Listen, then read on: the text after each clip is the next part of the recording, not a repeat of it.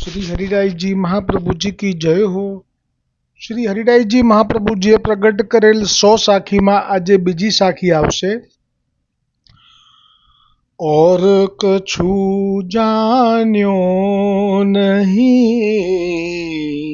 बिना श्री वल्लभ एक कर ग्रही के छाड़े नहीं जिनकी ऐसी टेक श्री वल्लभ जिनकी ऐसी टेक।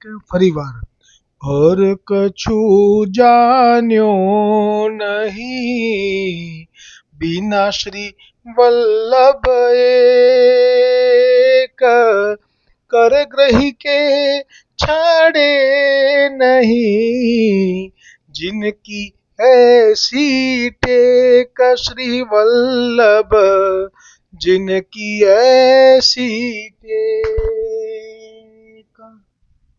બીજી સાખીમાં શ્રી હરિરાયજી મહાપ્રભુજી શ્રી ગોકુલનાથજીની કૃપા પ્રેરણાથી કહે છે કે ઓર કछु જાન્યો નહીં बिना श्री वल्लभ एक कर ग्रही के छाड़े नहीं जिनकी ऐसी टेक।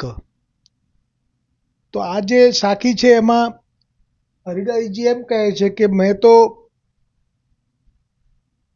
વલ્લભ સિવાય બીજું કંઈ જાણ્યું જ નથી, હું એક વલ્લભને જ જાણું છું। એનો અર્થ એવો થયો। અને વલ્લભને જાણવું એટલે કે બધું જાણી લેવું।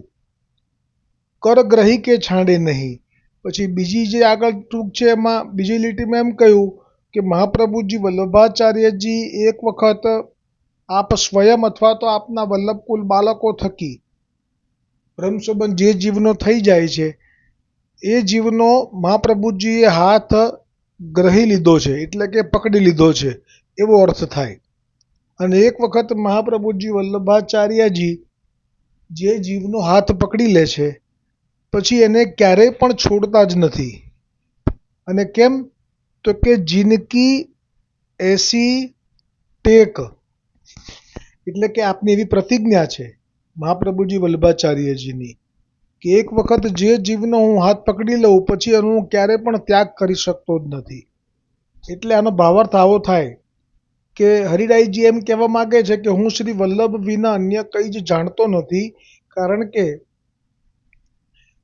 શ્રી વલ્લભની એવી ટેક છે કે જેનો હાથ પકડે છે એટલે કે જે જીવને જ્ઞાન કે અજ્ઞાન અવસ્થામાં ભ્રમસંબંધ થઈ જાય છે તો પણ તે જીવને ક્યારેય પણ છોડતા નથી। એટલે કે ભલે પછી એ વૈષ્ણવ તાદાસી હોય કે એ વૈષ્ણવ સાધારણ હોય પણ એને સામું જોતા નથી। અને આ ભાવ જે છે કે ઓર કછું જાન્યો નહીં બિના શ્રી વલ્લભ એક, એ ભાવ તો હરિરાયજીનો એટલે કે આપણા સૌ વૈષ્ણવોનો છે। પણ આપનો જે આ ભાવ છે વલ્લભનો કે કરગ્રહી કે છાડે નહીં જિંદગી એસી ટેક, એ કેમ છે? તો એનું મૂળ કારણ છે મહાપ્રભુજી વલ્લભાચાર્યજી જે ગોલોકમાં યુગલ સ્વરૂપની સન્મુખમાં જે પ્રથમ વખત પ્રગટ થયા મહાપ્રભુજી વલ્લભાચાર્યજી, અને ત્યાં પણ પ્રથમ વખત ઠાકોરજીએ અને સ્વામિનીજીએ આપનું નામ વલ્લભ પ્રગટ કરેલું છે। તો એ જે વખતે પ્રગટ થયા ત્યારે મહાપ્રભુજીએ બે હાથથી પ્રણામ કરી અને વિનંતી કરી કે મને આજ્ઞા કરો। તો મહાપ્રભુજી વલ્લભાચાર્યજીને ગોવર્ધનનાથજીએ આજ્ઞા કરી હતી કે અમારા જે દૈવી જીવો ભૂતલ પર લીલા વિહાર ભૂલી ગયેલા છે, આપ એમને શરણે લઈ અને પાછા લીલામાં પ્રાપ્તિ કરાવો। તો મહાપ્રભુજીના હૃદયમાં ખૂબ હર્ષ ઉત્પન્ન થયો કે મને ગોવર્ધનનાથજીએ પોતાનો જાણ્યો અને આજ્ઞા કરી, એટલે કે મૂળમાં સેવાનો અવસર પ્રાપ્ત થયો। એટલે આ જે કરગ્રહી કે છાડે નહીં જિનકી એસી ટેક, એટલે આ જે ટેક એટલે આ પ્રતિજ્ઞા છે એ આપે ઉપર જ લઈ લીધી ગોલોકમાં યુગલ સ્વરૂપની સામે જ, કે આપના જે જીવો છે એક જીવ પણ નીચે નહીં રહી જાય અને એ બધા જ જીવો ઉપર આવશે, આ હું પ્રતિજ્ઞા લઉં છું। અને એ પણ કહું છું કે એક વખત એને હું શરણે લઈશ પછી એનો હું ક્યારેય પણ છોડીશ નહીં. એટલે આ જે આપનો ટેક જે શબ્દ છે એ મૂળમાં ગોલોકમાં થયેલો પ્રસંગ છે અને ગોવર્ધનનાથજીના જીવો પ્રત્યે આપનો અતિ ભાવ છે કે અમારા સ્વામીના જ જીવોને મારે લાવવાના છે. એટલા માટે આ સાખીમાં હરિરાયજીએ કહ્યું કે ઓર કછું જાણ્યો નહીં બિના શ્રી વલ્લભ એક, કર ગ્રહી કે છાડે નહીં જિનકી એસી ટેક. એટલે આ પ્રતિજ્ઞા જે છે એમાં એક અપવાદ છે, એ અપવાદમાં પણ લીલા માત્ર છે. એ સમજાય તો જ એ અપવાદ છે એવું લાગશે. જેમ કે રામાનંદ પંડિત એ લીલામાં તમચર હોય છે, કુકડો. સ્વામિનીજી લલિતાજી ઠાકોરજી નિકુંજમાં શયન કરી રહ્યા હોય છે લીલા વખતે, અને એક સ્વરૂપે તો નંદ બાવાના મહેલમાં યશોદાજીની પાસે. હવે નિકુંજમાં જે આપ શયન કરી રહ્યા હોય છે ત્યારે ક સમયે કુકડો જે નિત્ય સેવાનો હોય છે, નિત્ય સમય થાય એટલે એને લાભ મળે જગાડવાનો સ્વામિનીજીને, ઠાકોરજીને, લલિતાજીને. પણ એણે ક સમયે કુકડે કૂક કર્યું અને નિંદ્રામાં સૌને ખેદ થયો એટલે સ્વામિનીજીએ એને શ્રાપ આપ્યો, એટલે એ રામાનંદ પંડિત થયા. પણ એક તમચર માટે થઈને પણ મહાપ્રભુજીએ કેટલો શ્રમ લીધો કે જ્યારે એ આવ્યા એના નગરમાં સિંહનંદમાં, ત્યારે ના સિંહનંદમાં તો નહીં પણ એ જ્યાં હતો ત્યાં આવ્યા અને ત્યારે થાનેશ્વરમાં, ત્યારે એ મહાપ્રભુજીને પંડિત માની અને શાસ્ત્રાર્થ કરવા આવ્યો. તો એક સાધારણ તમચર જીવ છે, પણ આપે જે ગોવર્ધનનાથજી આજ્ઞા કરી છે કે એક પણ જીવ અમારો ભૂતલ પર હવે ના રહેવો જોઈએ. એટલે આપે જે કરુણા કૃપા અને જે હર્ષ સાથે કરી, એવું પણ નહીં કે થાક લાગે છે કે આ શું એક જીવને આટલો બધો સમય થોડો બગાડાય એ કોકડા માટે, એવું નહીં. એને જેવો ભાવ એવી આપે કૃપા વરસાઈ. એટલે આજે નામ જે સર્વોત્તમજીમાં આવ્યું છે સુખ સેવ્ય, એ જે નામ છે એમાં આ પણ પ્રસંગ આજે ગણી લેજો. તો આને એવો ભાવ થયો કે હું અમ્મી સાથે શાસ્ત્રાર્થ કરું. તો બાળક જ્યારે પિતાની સાથે રમે તો પિતા પણ તે વખતે રમવા લાગી જાય, જેવું બાળકને ગમે એવું કરવા લાગી જાય. તો મહાપ્રભુજીએ એક સાધારણ તમચર કુકડો હતો લીલામાં, એ પડેલો, એ બી એવી અવજ્ઞા હતી કે ખરા સમયે નહીં પણ ક સમયે એણે એનો અવાજ કર્યો હતો. એના માટે થઈને આપે જે કૃપા વિચારી કે શાસ્ત્રાર્થ માટે આપ એની સામે બેઠા બિરાજ્યા, પણ એ જે આપનું અંદરનું જે તેજ છે એ ક્યાં જાય? એટલે એવું થયું કે એ જે રામાનંદ પંડિત હતો તેનો કંઠ આમાં અવાજ જ ના નીકળ્યો, એટલે બહુ જ ક્ષોભ પામ્યો. અને એને તો સરસ્વતીજી સિદ્ધ હતા, એટલે કે એણે સરસ્વતીજીની આરાધના કરેલી હતી. એટલે એને એમ થયું કે હું શાસ્ત્રાર્થ કરવા પંડિત પાસે બેઠો, એને પંડિત દેખાય છે, તો પછી કેમ મારાથી શાસ્ત્રાર્થ ન થઈ શક્યો? એટલે એણે બધું જ સરસ્વતીજીને પૂછવા માટે આરાધન શરૂ કરી દીધું, અન્ન અને જળ છોડી દીધા. તો મહાપ્રભુજી એક આવા સાધારણ તમચર પડેલો જીવ છે એને માટે પણ ત્યાં જ બિરાજ્યા છે, જ્યાં સુધી એનો મનોરથ પૂરો નહીં થાય અને જ્યાં સુધી એને આપના સ્વરૂપનું જ્ઞાન નહીં થાય ત્યાં સુધી આપ ત્યાંથી આગળ નહીં બિરાજે, આગળ નહીં પધારે. અને પછી એ ફરી પાછો સરસ્વતીજીને પ્રસન્ન કર્યા અન્ન જળ છોડીને, અને કહ્યું કે મને સરસ્વતીજીએ કહ્યું કે હા બોલ, શું જોઈએ છે? તો કે મને હું બધા જ પંડિતોને હરાવું, કોઈ પણ હોય એવું મને વરદાન આપી દો. એટલે સરસ્વતીજીએ કહ્યું કે હા જા તને વરદાન આપ્યું, તું કોઈ પણ પંડિતને હરાવી શકીશ.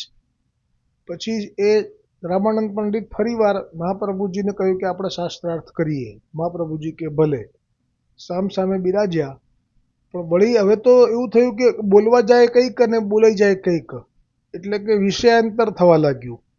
એટલે આ તો ક્ષોભ પામ્યા અને બહુ જ ફજેતી થઈ. અને મહાપ્રભુજીએ કહ્યું કે હવે તો તું સરસ્વતીજીને પ્રસન્ન કરીને આવ્યો છું ને, તો પણ આવું થાય છે? એટલે ત્યારે પણ એને ચમકારો ના થયો.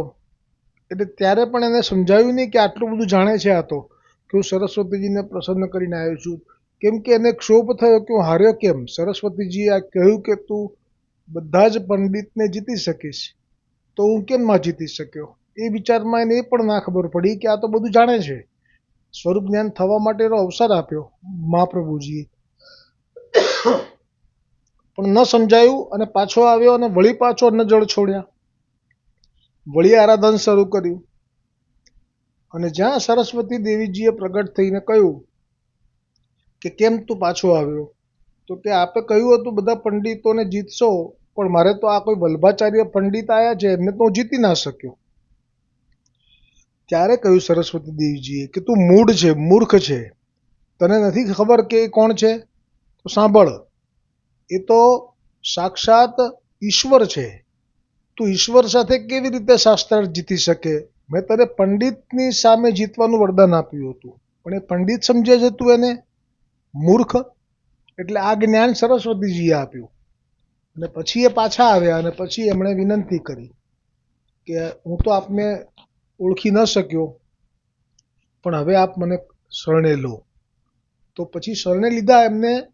પછી એમણે વિનંતી કરી રામાનંદ પંડિતે કે મને સેવા પધરાવી દો.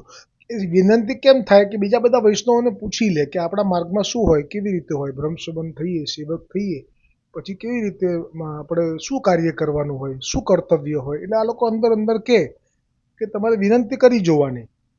જો સેવા માટે તમને પાત્ર જાણશે તો સેવા પધરાવશે, અથવા તો પછી કોઈ ગ્રંથની આજ્ઞા કરશે, અથવા તો અષ્ટાક્ષરની, એમ કોઈ પણ રીતે, ક્યાં તો સત્સંગની આજ્ઞા કરશે. એટલે એમણે વિનંતી તો કરી બધાના પૂછ્યાથી કે મને સેવા પધરાવો. તો મહાપ્રભુજીએ કહ્યું કે તારાથી સેવા નહીં નભે. એટલે શ્રીમદ ભાગવતજીને ભોગ ધરીને લેવાની આજ્ઞા કરેલી અને કહ્યું કે અમારે ત્યાં બિરાજો, આજનો દિવસ રોકાઓ. તો કે ના, મારે આગળ જવાનું છે. પછી સમય એ વખતે ઓછો હતો, પરિક્રમાની શરૂઆત થઈ રહી હતી કે થઈ ગઈ હતી, એટલે પછી પાછા વળ્યા. પછી મહાપ્રભુજી એક વખત અન્ના ઘરે આવ્યા, ત્યાં ઉતર્યા પણ ખરા, મુકામ પણ કર્યો, પણ બ્રહ્મ મુહૂર્તમાં મહાપ્રભુજી જાગ્યા હશે એની આને ખબર નહીં. અને આણે પણ વહેલા ઉઠી અને વલ્લભ પધાર્યા છે, અમારે ત્યાં બિરાજ્યા છે, પોઢ્યા છે, તો બધા વૈષ્ણવો હમણાં આવશે, વલ્લભ જાગશે એટલે. તો એ વૈષ્ણવો આવશે તો એ વૈષ્ણવો માટે દુર્બુદ્ધિ, દુર્ભાવ થયો. એટલે રામાનંદ પંડિતે એની પત્નીને એવું કહી દીધું કે આ છાણા જે છે ગાયના અને લાકડા, એ બધું એક ઊંચું મૂકી દો. હમણે જો બધા વૈષ્ણવો આવશે ધાડે ધાડા દર્શન કરવા મહાપ્રભુજીના, તો એ બધા લઈ જશે. આવો ભાવ વૈષ્ણવ માટે, છાણા માટે કર્યો. અને મહાપ્રભુજીને તો આ સહન ના થયું, કેમ કે આપ જાગેલા હતા અને આપે તો એ જ વખતે એના ઘરનો ત્યાગ તો કર્યો, પણ હાથમાં જળ લઈ સંકલ્પ કરી અને જળ નાખી અને કહ્યું કે હવે પછી મેં તારો ત્યાગ કરી નાખ્યો. એટલે આ એક અપવાદ છે, કારણ કે સાખી એવી છે, કર્ગ રહી કે છાડે નહીં જિંદગી એસી ટેક. અને એ રીતે જે તારો ત્યાગ કરી નાખ્યો એવું જે ઉચ્ચાર્યું, અને એવું કેમ કર્યું એ પછી છેલ્લે આવશે એનું સમાધાન. પણ આ થયા પછી એને હવે બહિર્મુખતા પ્રાપ્ત થઈ ગઈ, કારણ કે વલ્લભ એ જ્યારે આવી રીતે સંકલ્પ કરીને જલ છોડે એનું પરિણામ કેવું આવે, તો કે એ બહિર્મુખ થઈ ગયો. હવે એ ભાગવતજીને ભોગ ધરીને લેતો જ નથી. હવે જ્યાં ત્યાં વિચરણ કરે છે અને જ્યાં ત્યાં ખાનપાન કરવા લાગ્યો. પણ એટલું ખરું કે એણે વૈષ્ણવથી જાણેલું કે ભોગ ધર્યા વગરનું અસમર્પિત કદી પણ ન લેવું. તેથી એ એક વખત કંદોઈને ત્યાં ગરમ જલેબી ઉતરતી હતી, તો જાણ્યું કે કોઈ હજી લીધી નથી, એટલે પહેલી જ વખતનો ઘાણ છે, એટલે એક એમણે પડી દળિયામાં જલેબી ખરીદી લીધી અને ત્યાંથી જ ઊભા ઊભા ગોવર્ધનનાથજીને મનોમન કાની આપી અને ભોગ ધરી દીધો જલેબીનો, કંદોઈની, બજારની. હવે એ કંઈ અપરસ તો કરી ના હોય પેલા કંદોઈએ તો, અને એને ત્યાં તો બધું ચાલતું હોય. એટલે આ તરફ એ વખતે જ ભોગ આવેલો, રાજભોગ ગોવર્ધનનાથજીને ગિરિરાજ ઉપર.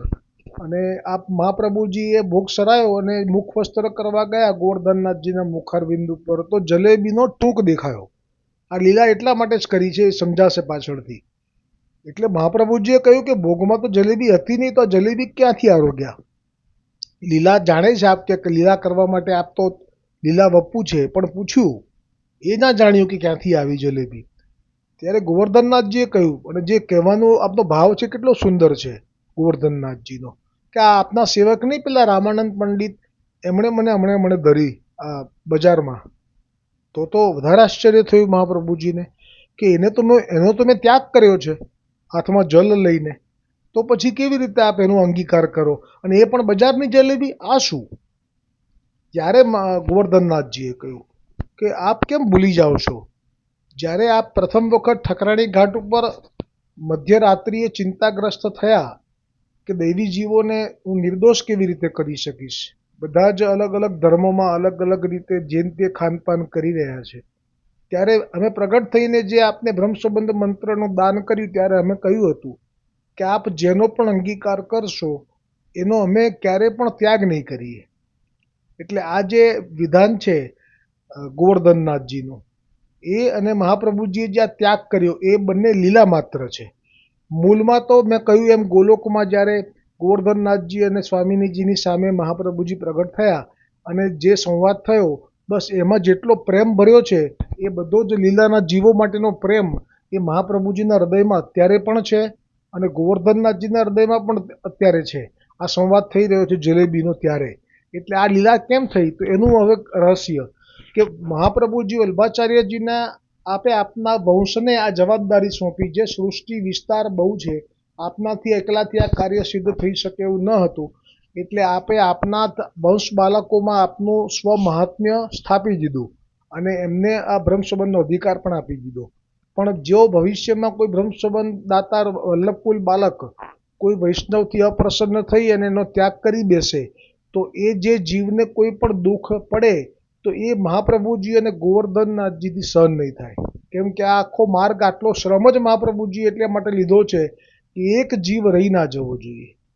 એટલે તો ભગવાન દાસ જે કંઈક દાઝેલા વાસણમાં દાળ ધરી અથવા તો દાઝેલું સામગ્રી ધરી, બેમાંથી એક, અને ગોવર્ધનનાથજી ના આરોગ્યા અને શ્રમ પડ્યો અને બધું ફરી સિદ્ધ કરવું પડ્યું. એટલે ગુસાઈજીનો જે સ્વભાવ છે કે ઠાકોરજીને શ્રમ પડે એટલે આપ ખીજે, તો આપે ભગવાન દાસનો ત્યાગ કર્યો અને એને ચ્યુત કર્યો સેવામાંથી. તો એ ગોવિંદકુંડ પાસે આવી અચ્યુતદાસજી પાસે ખૂબ રડ્યો. તો અચ્યુતદાસજીના હૈયે મહાપ્રભુજીએ પ્રગટ થઈને કહ્યું કે તમે સૃષ્ટિના જીવોને, લીલાના જીવોને પાછા લઈ જવા માટે આ માર્ગ અમે પ્રગટ કર્યો છે, તો તમે આવી રીતે જો દોષ જોવા લાગશો વૈષ્ણવોના, તો પછી સૃષ્ટિ હજી તો અંગીકાર કરવાની તો બહુ જ બાકી છે, તો કેમ થઈ શકશે? તો શબ્દો બોલ્યા છે અચ્યુતદાસજીના મુખે, પણ મહાપ્રભુજી બોલ્યા. એવું ગુસાઈજીએ કહ્યું કે આ તમે નથી બોલતા, પણ અમારા પિતૃચરણ બોલી રહ્યા છે. આજ પછી હું ક્યારેક કોઈ વૈષ્ણવનો દોષ નહીં જોઉં અને આજ પછી હું કોઈ વૈષ્ણવનો ત્યાગ નહીં કરું. એટલે જે સાખી મહાપ્રભુજી માટે છે એ જ ગુસાઈજીએ તે દિવસે સંકલ્પ લીધો કે કરગ્રહી કે છાડે નહીં और कछु जान्यो नहीं, बिना श्री वल्लभ एक करग्रही के छाड़े नहीं, जिनकी ऐसी टेक श्री वल्लभ, जिनकी ऐसी ટેક. આ સાખી અહીંયા વિરામ થાય છે. સાથે રામાનંદ પંડિતનું સમાધાન જે કર્યું કેવી રીતે કર્યું, તો રામાનંદ પંડિતને નિમિત્ત બનાવી અને મહાપ્રભુજીએ સર્વ વૈષ્ણવને ચેતવી દીધા કે કોઈ વૈષ્ણવ થઈને બીજા વૈષ્ણવનો દ્રોહ ના કરતા. કારણ કે મહાપ્રભુજી એ વખત એવું બોલ્યા કે જે મારા વૈષ્ણવ માટે છાણા લઈ જવાની વાત કરે એ મારા વૈષ્ણવોને શું લેવડાવશે, એટલે કે શું આ મનોરથ કરીને કોઈ મહાપ્રસાદ લેવડાવશે કણિકા પણ. આવો આપનો અભિગમ પ્રગટ થયો. એટલે વૈષ્ણવ પ્રત્યેનો પ્રેમ પ્રગટ થવો એ બહુ જ પોઝિટિવ એ બાબત છે. પણ જે આપણે જળ લઈને છાંટ્યું એ લીલા માત્ર છે, કેમ કે ઉપર લીલામાં નક્કી છે કે અમારો એક જીવ નીચે ના રહેવો જોઈએ. તો પછી તો સમાધાનમાં એણે વિનંતી કરી કે આપ મારો ત્યાગ કર્યો છે તો ક્યારે સ્વીકારશો, તો કે અમુક જન્મ પછી. તો પણ નાચવા લાગ્યો રામાનંદ કે કમસે કમ વલ્લભે હાથો પાડી, પણ પછી એ સ્વપ્નમાં જ બધા જ દોષ ભોગવડાવી લીધા અને એ રીતે અંગીકાર કર્યો. આજનો આ બીજી સાખી અહીંયા વિરામ પામી. હવે શ્રી હરિદાસજી કૃત ત્રીજી સાખી આવતીકાલે આવશે. श्री वल्लभ वल्लभ रटत हो, जहाँ देखो तहाँ येह, इन्हीं छांड और ही बजे, तो जर जावो वह देह। बोलो श्री हरिराय जी महाप्रभु जी की जय हो, श्री वल्लभाधीश की जय हो।